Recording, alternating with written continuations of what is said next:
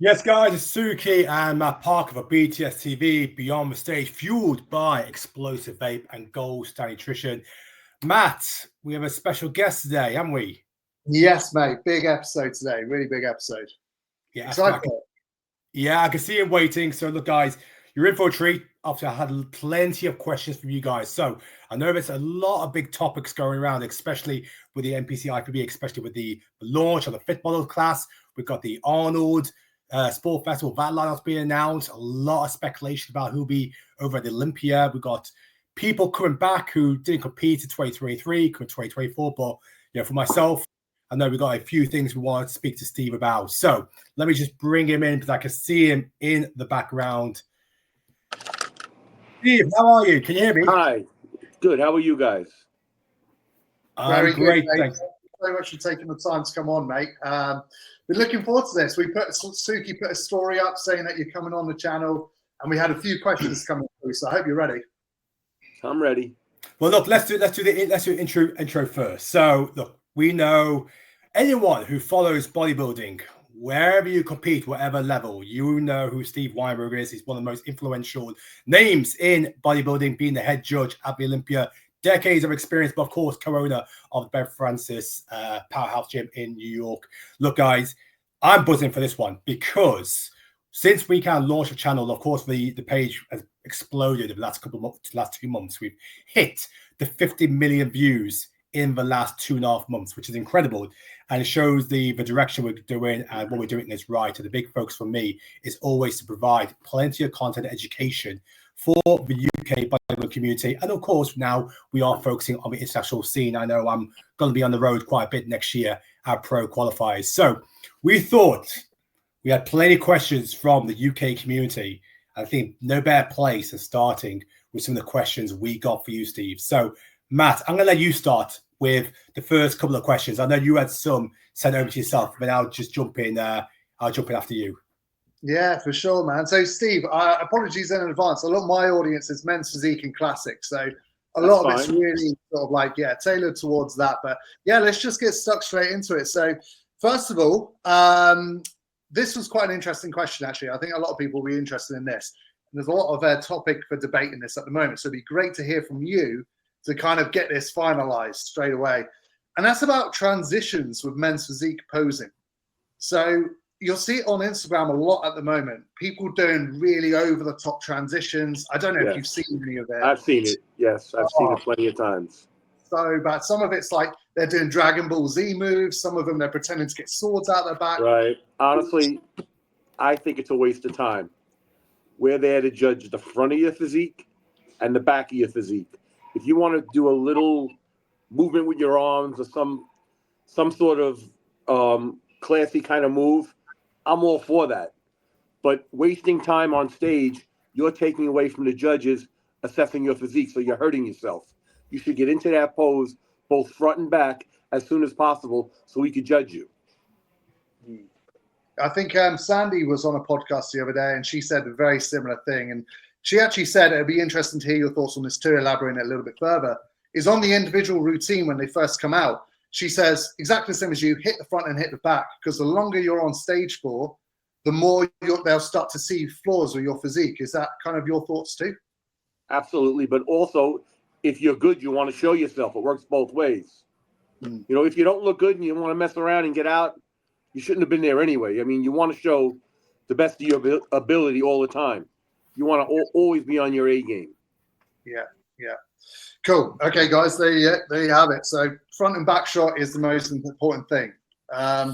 Cool. Next one is with the Olympia that just happened, of course. The battle that was kind of between Ryan Terry and Ali Bilal.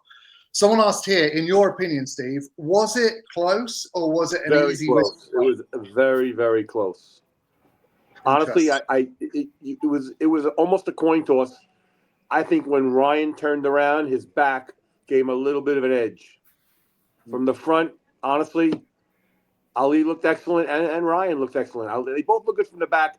I just thought Terry's back was just a little bit better. Yeah, I can see that as well. But honestly, they're both. I mean, I could see those two fighting it out for a long time. And, you know, who else is going to show up in shape? We don't know. But those two are excellent. Yeah. I mean, Ali had such a big level up, didn't he, from the year before? He jumped up unbelievably, and if he makes another jump, I mean, who knows what's going to happen? He's really got some body. Yeah, I think a lot of eyes are going to be on the Arnolds. Obviously, he's the front runner for that show. Yes. So that'll be really interesting there. Okay, cool. Well, that was good to know. Next one then is, in terms of the classic, Mr. Olympia, now C-Bum's retired. Who, in your opinion, is going to take up that mantle next to be? It doesn't matter. Honestly, the guy that's the best on that day, you go back to like the 98 Olympia, everyone thought, Flex Lewis was going to win, and no one even had Ronnie's name in their mouth. And Ronnie came along and won. So honestly, it's wide open. It's anyone's game. People say Mike, who came second, is the guy. It's whoever was in best condition on that day. Mike might mess up. Somebody else might dial it in. You never know. That's why we have these competitions. So it's wide open. Then there's no favorite, in my opinion. None. Yeah. I felt it was quite interesting, especially this year with Classic, because people jumped up all over the place. Like Wesley had a great year going into the Olympia. And he came in small. That's what I'm saying. You can't judge someone on their previous contest. It's what you look like today. Not yesterday, not last week, not the last show. It's what you bring to the stage on that day, on that time. You could look great on Saturday night, but on Friday night you didn't, and you know what? It's going to hurt you. Yeah. I think a lot of people are really excited for that one for that reason. It could be anyone's next year. And I know a lot of people are excited for Terence Ruffin coming back as well. He took a year out to grow a lot more size. And that was one of his, more weaknesses from the years before. So it's going to be good to see him back in the mix too. And look what happened to the 212 last year. You know what I mean? That was crazy. He came out of nowhere. Yeah, 100%. Okay, cool. Next one then is, that was it. That was it for me. So I just had the 4 questions. So over to you, Suki. Well, one of our previous co-hosts threw a question at the last podcast. And that question, Steve, was from Josh Krogan. He's one of our co-hosts when it comes to the natural bodybuilding scene. He wanted to know who is or was the hardest trainer to come out of your gym. Well, I mean, everyone's trained here. I mean, honestly, the most intense was Dorian when he trained here for his Olympias. He trained for 5 Olympias here. And the strongest bodybuilder I've ever seen train here is Ronnie Coleman. Yeah. I mean, those two on 2 different levels, intensity and actual strength. I mean, Ronnie is by far the strongest bodybuilder I've ever seen. And before that, it was Burl Fox. And that's going back way, way back. And that's one of your guys, a UK guy.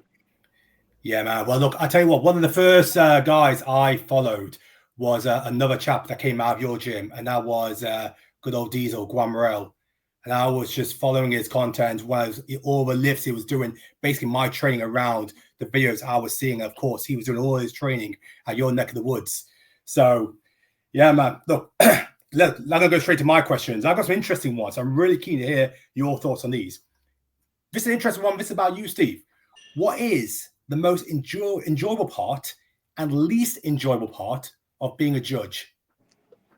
Well, the most enjoyable part, and, I have to thank, Jim Mannion, because he put me in this position, is judging the Mr. Olympia. That's the ultimate show, and head judging it is, to me, the ultimate job. And Jim Mannion gave me that job, and I'm very grateful to him and Tyler. And then what about the least enjoyable? Is there something that... the hardest to, the most hardest shows to judge are novice and first time, because they're all a mismatch, and you don't know, this guy has legs, this guy has backs. When you're judging the best of the best, it's usually very easy. It's when you're judging the beginners, it's hard. You know what I mean? They don't hit their poses right. They don't open up their back. This one is overdeveloped on his lower body and underdeveloped on his upper body, or vice versa on the next guy. So it's really a puzzle to put together. Yeah, and I'll tell you what, I do give credit to NPC and IFBB judges on that one, because when they see sometimes like a first timer or a novice hitting a shot wrong, they oftentimes give them time. They give them a chance. Oh, we'll always do that. Always. Like if you see it not opening up, we'll stop. We'll spread them out so they have enough space in their mind so they can open up their back. I mean, that's the whole thing. First timers and novice. I mean, you're there to help them. You know what I mean? They're beginners. You don't want to ruin their time at the show, and you don't want to discourage them for future shows. Yeah, I hear you. Okay, when you first judged Chris Bumstead, when you first saw him on stage, did you ever think he would go on to achieve everything that he has done? Absolutely not. No, he's amazing. He's a great classic physique champion. He's a great representative. He's a smart businessman. That guy has, all his ducks in a row. He knows what he's doing. And honestly, when I first judged him, I didn't know he was going to be like that. Who knew? You know what I mean? You give somebody an opportunity, some take it and some don't. Some take it where you think they'll never take it. And some you think, wow, he has all the potential in the world. And he disappoints you. You just don't never know. Has there been anyone where you've judged them for the first time and you thought, wow, they're going to be special, and then they did turn out to be special? Oh, there's a lot, honestly. I mean, Kai Green, I knew him when he was a teenager. When he first came around to New York, he lived in New York, so I know him forever. I had to send him home to get his birth certificate because I didn't believe he was a teenager. He was so developed.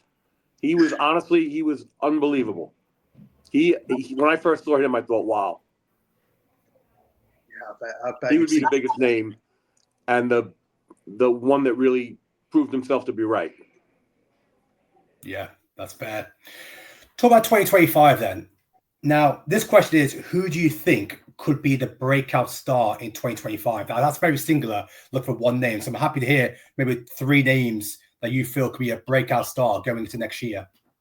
Well, I mean, based on 24, you've got to look at, Martin. He's a guy that came out of nowhere and really put it together. I mean, he's one. I mean, Nick Walker took the year off. Let's see what he looks like. I mean, if Andrew Jack ever puts it together, that's, those are 3 names right there. I mean, there's a lot of names, and you never know.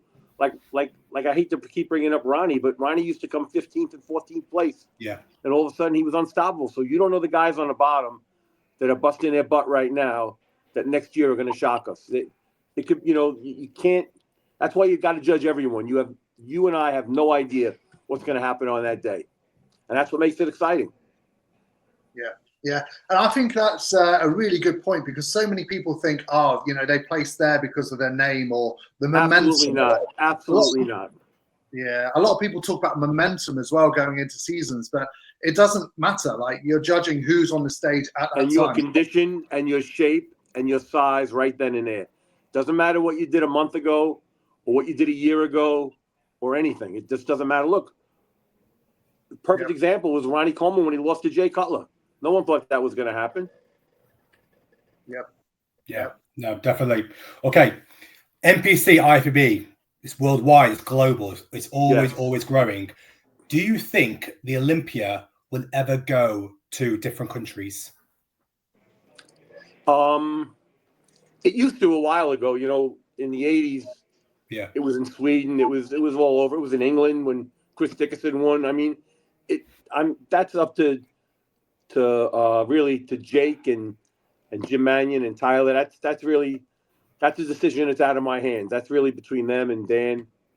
I don't know if it'll happen in the next couple of years. I know it won't happen in the next couple of years because we're going to be in Vegas for the next 2 years. But after that, who knows? You know what I mean? It would be interesting. I mean, there's also a tremendous amount of interest and money in the Middle East. You never know. I know a few athletes do have troubles with visas and stuff, don't they? So. They do. I agree. It's not the easiest place to come to. Okay, next one. Now, this one is an interesting one because 212 Olympia champion Keon, he said this on a podcast. I'm keen to hear your thoughts. Keon said that he would have been in the top 3 in the open class had he competed this year. And this was on a separate podcast. Do you agree? You know what? That's not really a statement that I feel comfortable making because I need to see him together. You know what I mean? And for Keon to make that's a really I guess that's a very overconfident statement to make, which is fine. You should believe in yourself, but until you see him side by side, it's hard. Would he be a threat to be right up there? Yes. Would he be in the top 3? I don't know. I mean, Martin looked very good. Even though Andrew was off, he still looked very good. there was a lot of guys to get through to just get into that top 3 that you have to pass. So I don't know if that's possible. Might be, sure. but until you see them side by side, I wouldn't want to make that prediction because I wouldn't want to put my foot in my mouth. I think obviously you got to look at the success of a 2-1-2. Having seen Hardy and Derek all make transition into the Open Class, it could hopefully it would be a matter of time till we'll see Keon hopefully do that jump in the Open Class because I honestly think he'll be a good Open guy. He has all the potential in the world, and he still has space to grow. I mean, he's not. I don't think he's reached his full potential, not on that physique at all. Yeah, absolutely. This is an interesting one. So we had a few questions come from the US. Okay. And this question is in regards to the number of IFBB Pro Cards that's being awarded. And the question is, do you feel the IFBB, the NPC, are awarding too many IFBB Pro Cards? So I think they're referring to the Nationals, which was nearly about 100 Pro Cards. So Can you hear your thoughts on this? Well, if you get a Pro Card and you're one of the lucky ones to get one, it's a good tool for not just doing good on a show, because if you get a Pro Card and you're not a top 10 or a top 15, it doesn't mean anything. Do you know what I mean? You could have a Pro Card, but unless you take it and do something with it, it doesn't mean anything. So giving out Pro Cards, I don't think is a problem. I think it's what you're doing with them. Some guys don't do anything because they can't, and women, and some guys and women take it to the top or use it as almost like a certificate to prove that they were good enough to be a pro, that they're good enough to be a trainer, they're good enough to help you with your diet, they're good enough to run a gym. They use it as almost as you would with if you're going to get a job and you have to put your application in. You know what I mean? Like a credential. So in that aspect, I think it's really good. As far as the competition aspect, if you're not that good and you got a Pro Card, you're not going to go anywhere. So to me, it doesn't matter. If you're an amateur or a pro and you're in the pro, you get your Pro Card and you go to the pro division and you don't do well, it doesn't make you any better than you are or any worse. But I understand what people say, but there's a lot of Pro Cards. But you got to understand there's a lot of competitors and there's a lot of shows, and we have to award people that do well. Maybe they're not the best of the best, but we still need to reward them. Some won't go with it. It still comes down to the pro shows, the top 15 or the top 5, whatever it is. The best of the best will always be the best of the best. If there's a pro that belongs in that group, they'll get in there. If there's a pro that doesn't, well, they're going to do nothing with their Pro Card. That's up to them. All we could do is give them the opportunity. As far as Pro Cards out, I don't think it's a problem because it's not like you get a Pro Card and you're taking it away from somebody else. There are so many shows, so many competitions, and so many athletes. We really have no choice. I think my response to the fact that people are making these statements with regards to is there a lot of Pro Cards, I think I can understand one aspect, but I think it's also all relative to the number of new competitors coming into the sport. If the sport is growing and there's more and more competitors than ever before through all the divisions, then naturally the number of Pro Cards is also going to increase. If your the bigger audience is increasing, the bigger we grow, the bigger the opportunities are. I mean, we just had the Nationals 2 weeks ago. We had almost 1,000 competitors. We had a lot of competitors there. It was in Dallas. It was a great show. There were some guys that are going to do very well, maybe in a year or two. Some women, same thing, in a year or two, and some are ready to go right now. There were some very good quality athletes at the Nationals, the NPC Nationals. Okay. This one, I've had this one about 3 times. I've also heard this statement a few times as well. Now, you judge in Europe, so I think you're really giving a good insight to this. The question is, do you think there's a difference in judging in Europe to America? No. Absolutely not. No. I was just in Prague. It's the same as doing the Olympia or doing the New York Pro or doing the Pittsburgh Pro or doing the Arnold. It's the same. It really, I mean, the Arnold in England was the same as the Arnold in the U.S. To me, there's no difference. Doesn't matter whether we're going to China or whether we're going to the U.S. or whether we're going to Prague or whether we're going to England. It doesn't matter. The judging is the same to me wherever I am. Yeah. No, it might that's just fair. come down to the individual, I guess, because there's always going to be, to some degree, individual bias or something that one judge will like over another judge, right? So that might just be down to Well, in those judging panels, depending on the judges, if there's someone that makes sense after a show, and we asked them because you had this guy in third and he ended up in sixth. Why? First of all, highs and lows get knocked out, so that score wouldn't even matter. That wouldn't even matter. The highs and lows get knocked out. And if they don't give the right answer, you wouldn't see that judge again. So we're real careful who we put on those panels. I mean, these guys and women, they really put their heart and soul into it, and we want to make sure the right people are rewarded. That's fair. Well, look, the next few questions really kind of lead to the next segment. And these questions are around, obviously, what has been probably one of the most hottest topics I've seen come out of the NPC and IFBB in a long time. And that is the fit model division. So I thought rather than me just kind of go through these questions, we may as well just have a quick little chat about this because, like I said, we saw the announcement in wellness all these years ago. Classic Physique, Men's Physique, go all the way back to 2009 in Bikini. Now, of course, social media was nowhere near as big as it is now to back then. But the fit model division has been, I've seen on my comments and I've seen on other channels, very divisive. It is split 50-50. We've got existing pros and new competitors saying this is fantastic. And we have other people as well. Lee Priest has been very vocal about that. This is completely wrong. It shouldn't happen.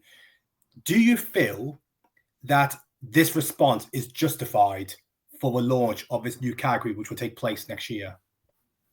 Honestly, the negative people really should just shut their mouths and give it a chance. You know what I mean? There's a lot. I mean, you could be negative on anything. There's a lot of negative people out there, and those are the people who usually get angry with their career and the way their career went. You know what I mean? So they have a bit of a chip on their shoulder.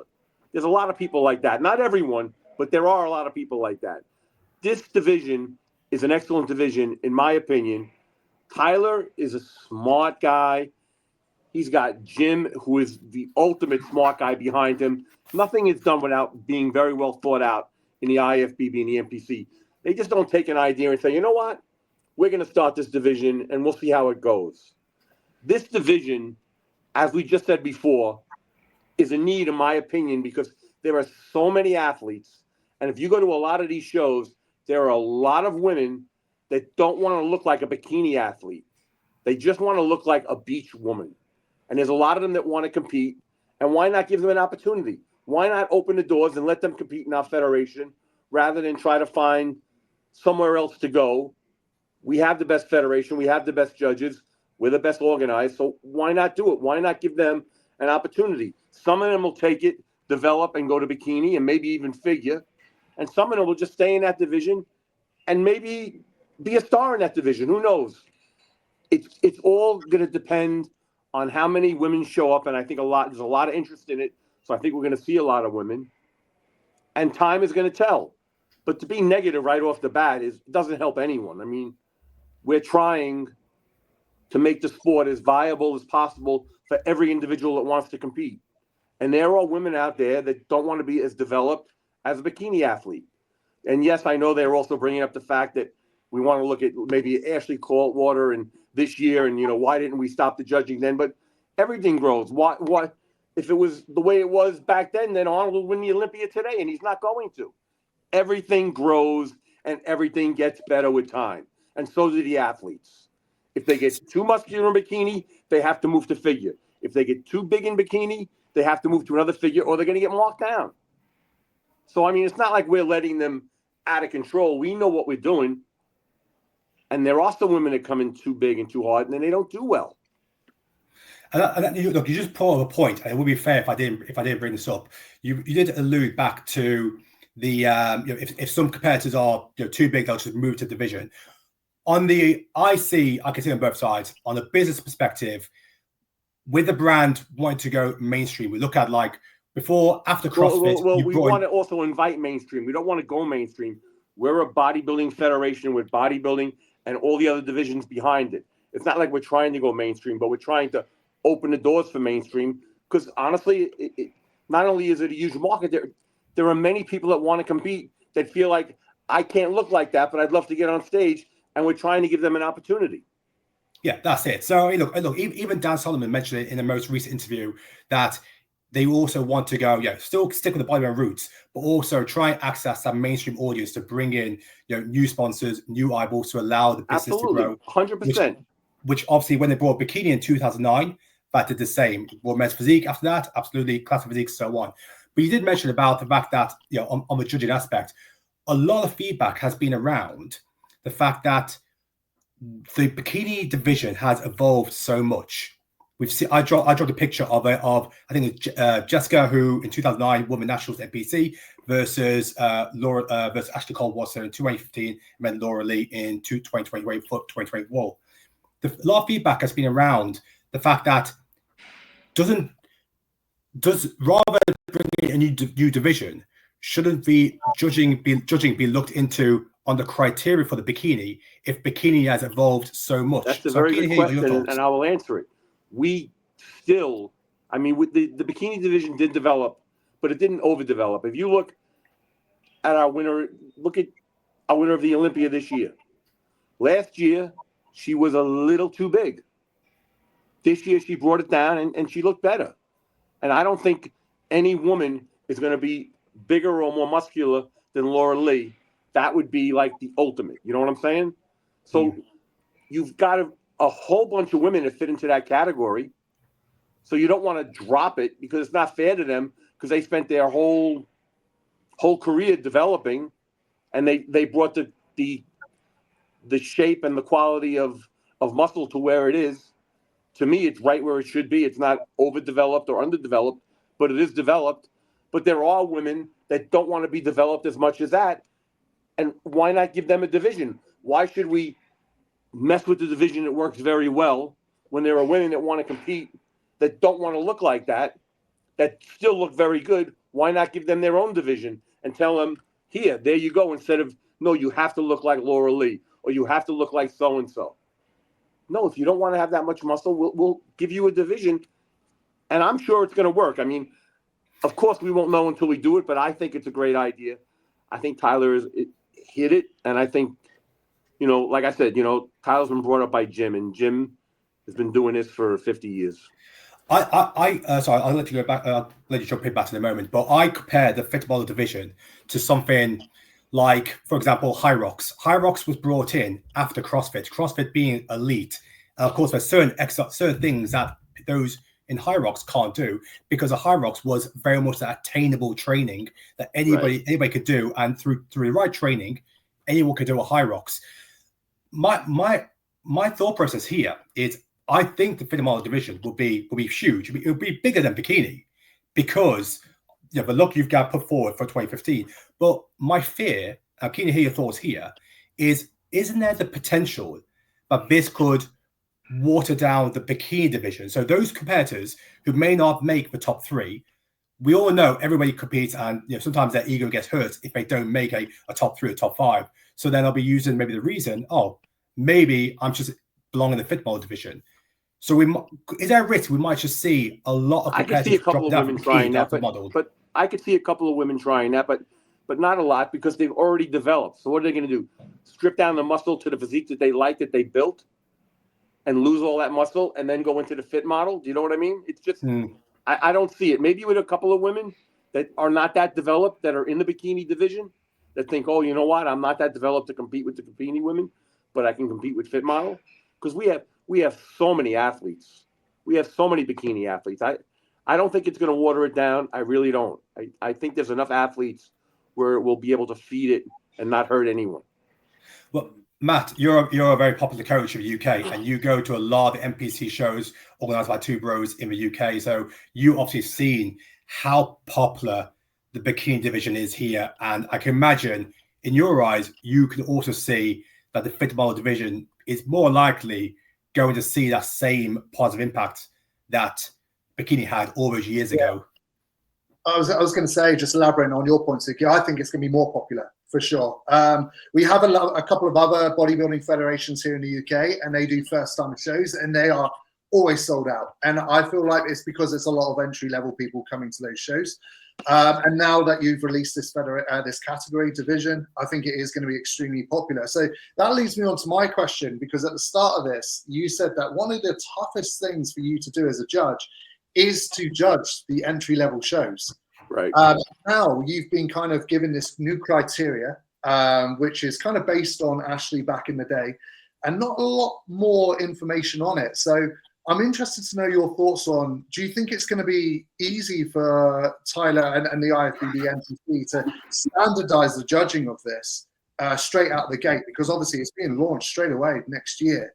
Is it going to be easy for all the judges to be on the same page here, looking for the same thing?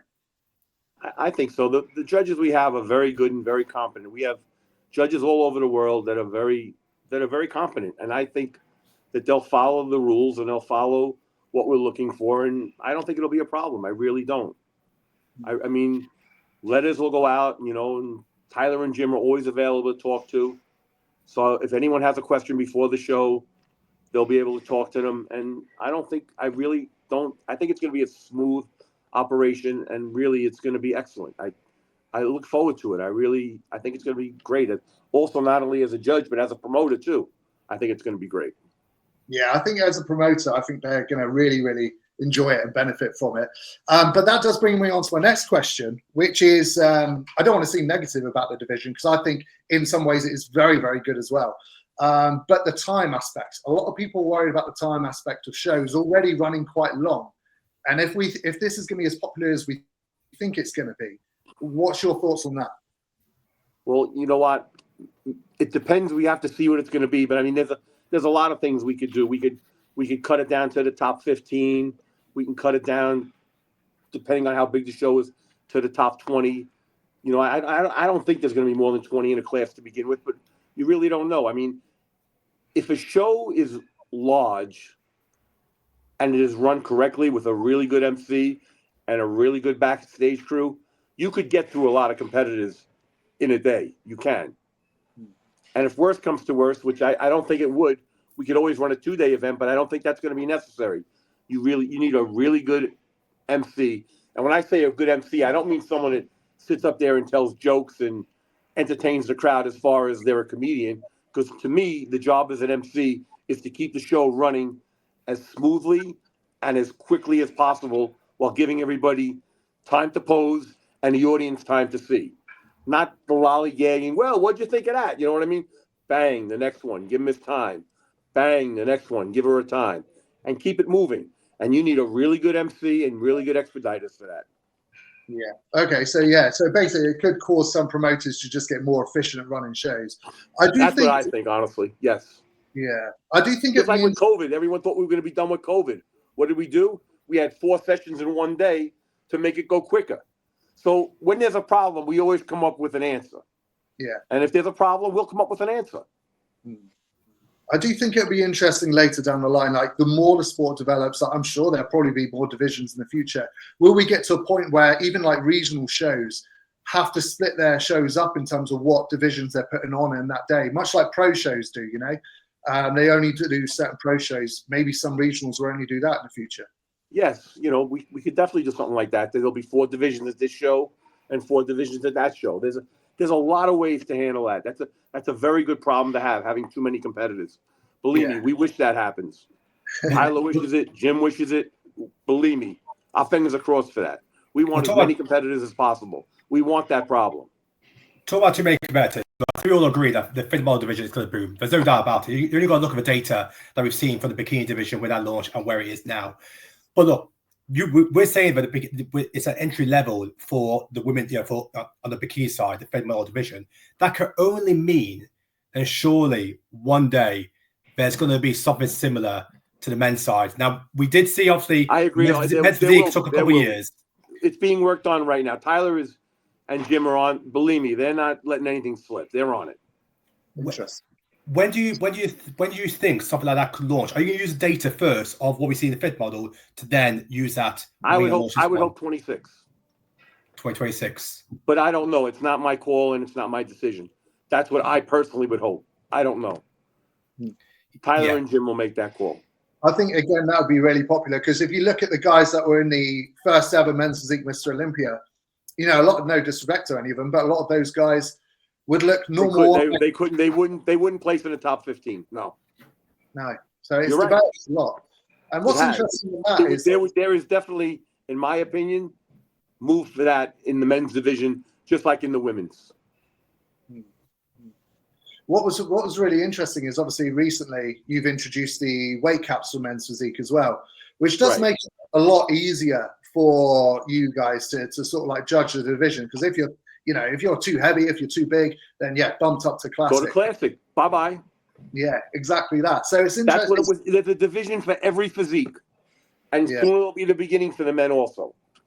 Yeah, I was going to say, it'd be interesting if you do that for the new division for the blokes, if you do bring that out for the men. I mean, I don't want to talk out of school for Tyler or for Jim. You know, they're doing a great job. I mean, excellent. Beyond what you could hope for. I'm sure that's going to happen. But that's just me talking. Yeah, there's no doubt that what Tyler's doing, especially in the last 12 months, has been fantastic. You really got to go look at the fact of those YouTube videos he puts out after a show, breaking down the winners and the placing has been instrumental in regards to providing that feedback from the inside of Tyler and judges. I want to move away from football. I think we discussed about that enough and focus on the UK bodybuilding scene. This year, the UK had 7 Olympians. 2 of them won their category.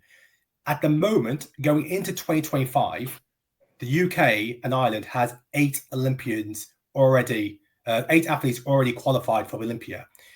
Me and Matt, I think everyone knows the UK scene is absolutely booming when it comes to bodybuilding. I agree. And I think the UK scene has always been good. Going back decades, there's always been great bodybuilders out of the UK. It's a great bodybuilding town, great bodybuilding country. It's great. 100%. This goes to my point here, where we've already got 8 athletes already qualified for Olympia, which is more than any previous year, and we've still got another 9-10 months to go. So, what reason do you put it of why the UK now is becoming so successful? We've just had 2 Olympian champions. I believe that as a country, we were joint top with USA and Canada when it comes to the Olympia winners in 2024. You travel all over the world. You've been to the UK because obviously you were at the Arnold's. Where has that success come from? And do you see the UK could potentially be one of the most competitive country when it comes to bodybuilding? Absolutely, and I think that goes to the success of the IFBB and the NPC, and how our promoters in the UK are running shows. And I think people are seeing it and they want to be a part of it, and it's growing very well. And that's part of the success of the IFBB Pro League and the NPC. That's what we're doing. I mean, that's what Tyler's doing. That's what Jim's doing. That we're developing in every country. I mean, you go to the Middle East, you go to those shows, they're packed. They're packed. They really are. The Middle East was for the NPC and the IFBB Pro League was uncharted territory. Now it's as big as ever. And I think the same thing with the UK. We're careful with who we bring in to promote and bring them along. And if there's problems, help them along and help them grow as also promoters, which also help the athletes grow and also see more potential for them also to come to the Olympia, to the Arnold, to the other big shows. Yeah, absolutely. Matt, do you have any questions regarding the UK scene? As obviously for yourself, a coach that have had many people compete with the NPC and seen a lot of success. You've obviously had a few clients who've been awarded IFBB Pro status. I'm really keen to hear your thoughts here. So I'm really sorry. I just want to take it back one step just before we get into that. I did have one more question. I forgot to ask it. I do apologize. And that's about the men's physique weight caps again, because you brought it into the pros. No problem if you don't know this answer. Do you know if it's going to be brought into the amateurs anytime soon? It will be, yes. It will be, okay. I believe it will be. I mean, once again, I'm answering a question, and I really shouldn't be answering it. That's for Tyler to answer or for Jim, not for me, honestly. Okay. I think it's a good idea, yes. Yeah, it would be interesting if they didn't, because you would have thought it would. It works really well. It'll be a little confusing down the line. You know what I mean? Yeah. You go from a pro exactly. weighing whatever. I mean, an amateur weighing from whatever to a pro having to fit in too. So you want to kind of get the amateurs to get ready to go into the pro division and fit right in with no problem. Yeah, because sometimes I've seen it, guys that are too heavy for their classic weight cap. Exactly. And then what do? They either got to drop muscle or they got to get bigger and go to classic or go to bodybuilding. Yeah, exactly that. Okay, cool. No, that was the only question I had, mate, on that one. So all good. Perfect. Well, look, one thing, I know you're on your phone here, Steve. I dropped you a message earlier about, I did a post the other day on about who's going to be the next IFBB Pro prospect come out of UK. And I was inundated with so many competitors because the NPC in the UK is looking massive in 2025, not just on the also in the natural scene as well. It's looking huge. So what I want to do, I want to see, hopefully the quality of phone is going to be good to have a look at some of these people. And I just want to show you some of the prospects that came out. Okay. These are the most popular ones. So I hope I want to make sure I get a good view. I don't want to. I will do my best here to try and get the best picture up for. Hopefully, I'm going to pick up the phone because I can't. I hope I don't mess up the. Okay. No. Okay, so I think Instagram showed up now. Yeah. So look, first person I'm going to grab is this chap here, Tamas Godu. So he is going to be doing the. Let's see, where's the picture? Was it? Try to get a your good picture and click on that. Okay. Here we go. So can you see this one? So Tamas is going to be doing the men's physique next year in the NPC. I think is he looking at March, April, Matt? Yeah, that's right. Yeah, March, April time, maybe into May, depending on how he gets on. I'll flick through a couple other pictures here. You see the shots, all right, Steve? It's really only a silhouette. From what I could see, he looks very good. He's not overdeveloped. He's got a very small waist. He's got a good physique. From what I could see, he looks very good. This picture looks good. The other picture didn't look good. He looks very good in this picture. It was too far away for me to really assess. Okay. Perfect. Okay. Next one we got. So this is let me just bring up King Cruiser. He's been talked about a lot in the UK. He's really has been talked out a lot. I think he's touched on about 300 pounds at the moment. Let me just bring up this picture here. So are you able to see this one just fine? Yeah, honestly, I hate his shorts. The one thing I could say is when guys take their shorts and stick it up in their ass, it looks horrible. They shouldn't do that. There's some feedback straight away. Their glutes. I don't like that look at all. But this guy looks like a monster. He looks like he's got a lot of muscle. Looks like he's got a lot of shape. Looks like he could use more development in his hamstrings and his glutes. But he shouldn't take his pants and shove it up his butt. He shouldn't do that. I'm definitely. He could also. He's very thick. He can maybe use a little more width, but he looks like he could be a problem for people. He looks like a serious problem. I think he's actually as well. He's only he was a junior men's physique competitor, so I think he's only 24 years old at the moment. Oh my! Wow, he looks amazing. Honestly, he really does. He has a lot of muscle on that body for a young guy. This one, I think he's 24 or 25, so he's from Ireland, Dan Talibi. Well, you got a lot of young guys coming up. That's good. Yeah, 100%. Now, I mean, you got this. Let's have a look. So we've got a couple of side poses here. A lot of mass. A lot of mass. Let me see if there's a huge back. Oh, you got this. This is a video from the front. Right. Obviously, he's got his trousers on here. So he's about 250 pounds. This is an interesting one. This was him doing. How tall is he? Tall. Oh God, he's only like 5'4", I believe, 5'5". Oh, okay, all right. So I was gonna say he's got a lot of muscle to weigh, only that much. So he's not as tall. I can see that. Yeah, the before and after shot looked great. He put a lot of muscle on. Yeah, so I believe he did. No, he's always done bodybuilding.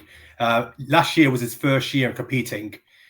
This year was his first year in competing, and he's now focusing on the Muscle Contest Island show as his first pro league qualifier.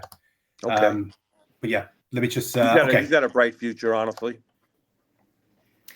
If I grab the next one, so this is another 25-year-old. He's sponsored by Dorian Yates Nutrition. I believe he's with Dorian at the moment over in Marbella. So I'll just try to find I think this picture, this is quite far away. I don't know if you can see it. Best to get up his PCA shots.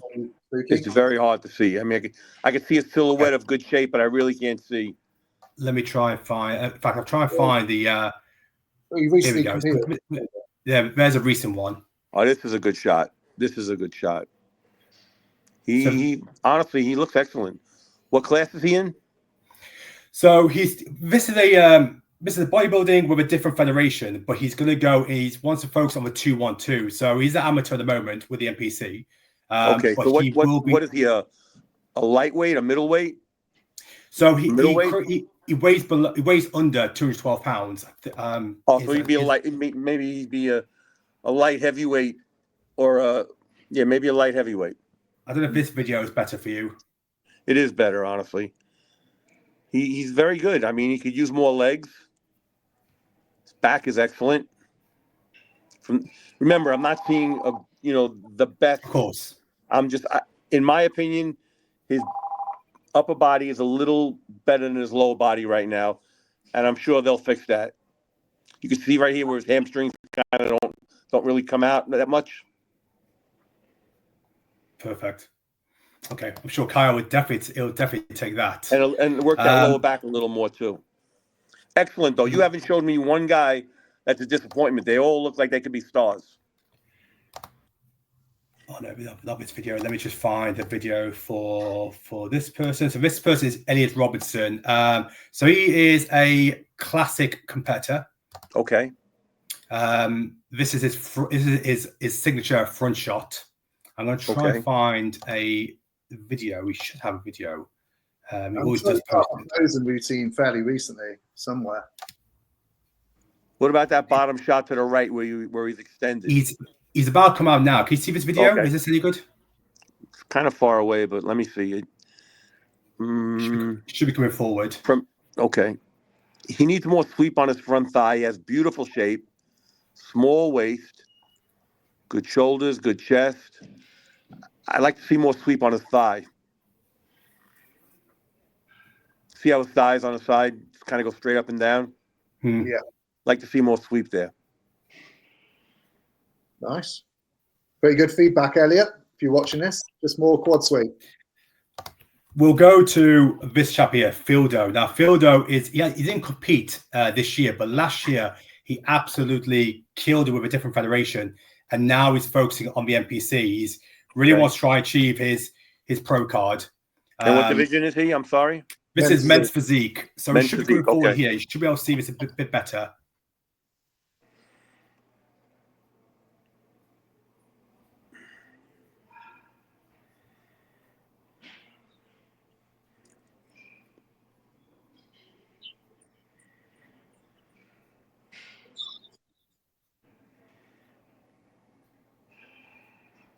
So in this federation, see if they can do like front double biceps. Right.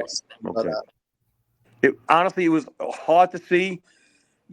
I think he looks good. I think I'd like to see a little more development on his back, both width and thickness. I think that was something he was saying he was working on as well, wasn't he? I think this year was taking a year off to focus on his back. In my opinion, that's what I see. Once again, I'm not getting the best pictures. And it's really, that's why I'm holding the phone up so I can really look. But I'd like to see a better back on him, both width and thickness. Okay. I'll do one more. And I feel bad because obviously so many of the people I sent over were males. And I really feel that I should throw in a female. So I'm going to go to the first one that is on my list. And that is Lori Beth. So she did the NPC. I think she won a few shows with the NPC last year. But what division? Missed out. Bikini, missed out on a pro card. I'm going to try and find a current stage picture. Oh God, Larry, I really should have seen it if there was one beforehand. I don't think I'm going to be able to find one. This is one. I don't know if it's a bit far away, but can you see this? Yes, I can. It's very hard to see. Once again, I like to see a little more leg development on her. Just a little more leg development. Not a lot, just a little bit. Especially front thigh. You see how our front thighs are kind of flat and the hamstrings pop out a little more? Yeah. I'd like to see more front thigh on her. Once again, this is a really hard picture to really analyze, but That's what I Yeah. see right now, more front thigh. And I don't mean a lot of muscle. I mean a little muscle. Let's finish on one more person. And Okay. why not? Why not it be our co-host? Our co-host, Matt Parker. Because Matt, you're back on stage next year. I know you're obviously What got class plans for is he in? NPC. Men's physique. I wasn't expecting this. Men's Go physique? easy on me, Steve. Go Physique, easy not on me. plastic physique. Physique. Physique, men's physique, yeah. Moms are getting pretty big though. Oh, Okay, Matt. nice. Matt, which picture should I grab, mate? Tell me. If you got my story, actually, I did a video, didn't I? Did a video and chuck that up. It might still be on there. I might be gone now. Dang. Yeah, no, it's gone down. It's all right. Okay. Which one should I go to, mate? We've got a current one. Just click on the middle one, top middle one. This That's one it. here. Okay, here we go. All right. Got. Looks good. Is this when is this as far as how close is this to a contest? I'm off season. This is me peak off season. You look great for off season. Really, you got nice abs. Your abs are showing, which is a good sign. You're not fat in the off season. Some guys, they use it as an excuse to just eat junk in women. I think you look really good. It's in this picture, and I'm not just saying it because you're sitting there. You look really good. Is there a back shot? I think I did a back shot a bit further down. Matt, you tell me, mate. Where am I going for back shot? Is there back one here? I think there's a back shot on there. Here we go. Okay, you see, I like to see your back because you have a little bit from the back. Your waist is a little bit wider than it appears in the front.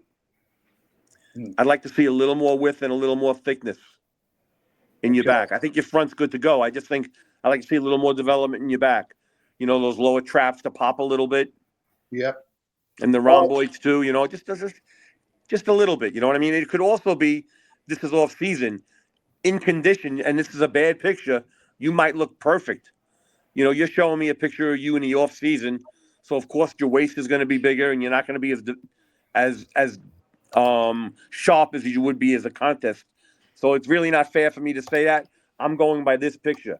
I need a contest picture to tell you if you really do need to do that. You know what I mean? There's a video of me last year, Suki. Go up a tiny bit. This one here? Yeah. This was me last year. Is this contest time?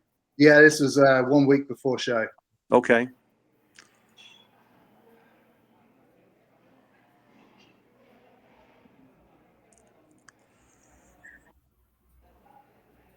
See, honestly, look at how much better your back looks. I'd still like to see a little more depth in your back. A little more 3D type pop out. That's what I've been really focusing on. But your back looked a lot better than it looked in the off season because the off season, of course, your waist is going to be bigger, and you have no tan. It's hard to look at a picture like that so far away and really assess. It's easier with a picture like this closer to contest time. Okay, and the arms Matt, get painted you. No, the arms don't. The arms look fine. That's the problem with classic. With physique, is the arms sometimes get too big, almost like a classic physique competitor. Yeah, I know some big pros get marked down, like Corey Morris gets marked down for that. Right. Yeah, if your arms are too big, and that's us trying to keep everybody in the box of their development for that division. Yeah. And we do the same thing with bikini, so the women don't keep growing. I think you look excellent, honestly.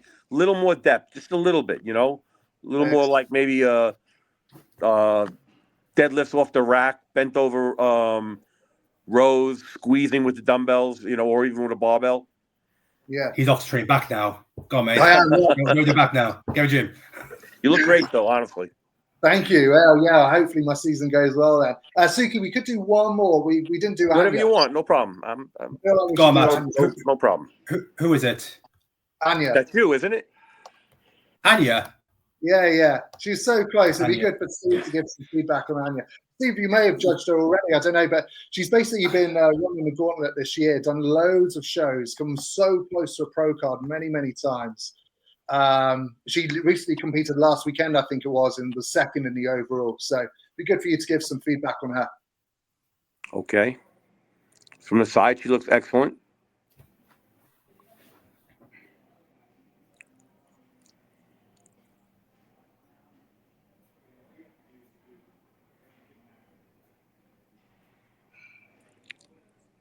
Good glute hamstring tie-in.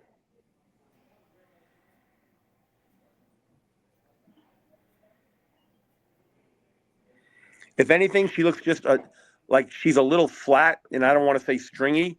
Like maybe she just needed to eat a little more carbs and be a little fuller.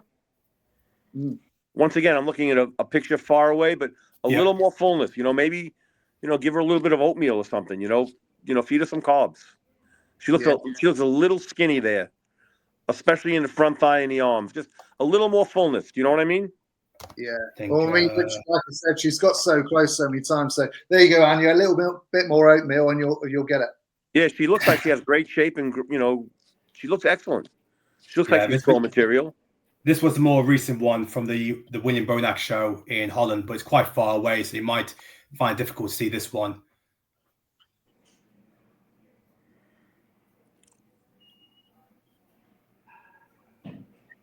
Yeah, it's not any better, honestly. I think that's fine. I mean, I could see good glutes and good hamstrings. I could see a nice small waist and nice shape. I like to see just a little more fullness. And when I say fullness, I don't mean like a bodybuilder. I mean like maybe 2 pounds, like that. Just a little more pop. Well, look, Steve, I think that's a great kind of wrap up there. I'm going to break these down and post these on the page. And I'm sure the guys and girls will actually love to hear that feedback. Are you going to be in the UK anytime soon? I don't know. I don't know what's going to happen with the Arnold this year. I'm not sure. I have no shows planned for myself. No. I think we're all having our fingers crossed that we hear something about the Arnold's UK. Obviously, it was fantastic this year. I'm really hoping it was a great show. It was, and I love coming to England. I love England. I used to come to Birmingham all the time and see Dorian. All right, that's awesome, mate. Well, look, Steve, also, I do want to say a big thank you because I know you are a guest speaker for the Miracle for Maddie fundraiser I'm doing in January, where obviously going to be a guest speaker for that, a half an hour segment. We have some unbelievable names, part of that. Dorian Yates, Flex Lewis, Laura Lee, Terence Ruffin, Milos could go on and on. So a big thank you for your time. But look, a bigger thank you for your time today. I hope you have a merry. What is Christmas like in the Steve Weinberger household? We have my wife's family coming over. It's going to be Christmas Eve, and she's Italian, so we're going to do the fish thing. And I love Christmas. I love getting gifts. It's a great time of the year. We have a little snow right now in New York. I don't like a lot of snow, just a little snow around Christmas. Then I never want to see it again. And it's a great time. The gym's open 365 days. We never close. And I'm sure Christmas there'll be a lot of people training here, and it's a great time of the year. It really is. Let me throw this one to you. If Santa came down your chimney today and he said, "Look, Steve, I'm gonna give you one wish of any wish that could make bodybuilding, anything you could change bodybuilding for the better." Gives you one wish to make. Honestly, one wish for changing bodybuilding for the better. I think bodybuilding in the last 5 years, the IFBB NPC has grown so much. The growth is great. I'm very happy with everything. I don't think this. Let me ask you guys. You guys, from my point of view, it's going great. What do you guys want to see for Christmas with us? Matt, you're a coach. I'm a little thing. Like Matt, you go first, mate. Oh man, that is really throwing it back. I'll tell you what. One thing which I think would be pretty cool is your US nationals where there's a lot of pro cards up for grabs. Yes. Potentially opening that up for everyone could be quite nice. So many people and amateurs would have more opportunities to go to America to compete because they don't have an awful lot of opportunities. I know they have a few, but not loads as amateurs. So that would be the amateur Arnold and the amateur Olympia does that. Anybody can come over. So we kind of really do that. We do that in the amateur Arnold. Yeah, just the two shows, isn't it? Which they are more than 2 shows though. We have quite a few of those amateurs all over the world, including in America. Yeah. But anybody. That's the one that gives out all those pro cards, which is a nice, attractive thing to try and support. So that'd be pretty cool. Okay. Honestly, I can't think of anything right now. Go on, Suki. I've got 2 wishes. One wish is I would love to see some sort of mainstream TV network reinvests into bodybuilding and we do see something on some sort of mainstream channel or mainstream live stream, you got the zone. I agree with that. Like ESPN, our sports channel, or ABC or NBC on national. We used to be, and hopefully one day we'll be back, and maybe this division will help us get there. Yeah, that's one of them, and the other one, oh god, I had it in my head, and it's literally just left me. So I was too busy thinking about the sport network. Oh god, you know what? I would love. I tell you what, I would love. I would love better media coverage on some of the pro shows, because sometimes, obviously, me and Suki are reporting on what the pro shows do. Sometimes it's quite hard for us to actually get information or get good quality photos and things like that. Like, there's some great companies out there, like Gilco. Gilco's amazing. So more people like Gilco at some professional shows where there's more, first of all, coverage for the athletes actually competing, and more promotion for them, but also for media companies such as like Suki, what Suki's doing to produce more content for them online as well. Right, and a lot that has to do, also the promoter. I mean, like when I run the New York Pro, I make sure I have my video and my photographer there, just in case. The IFBB and the MPC always send somebody too.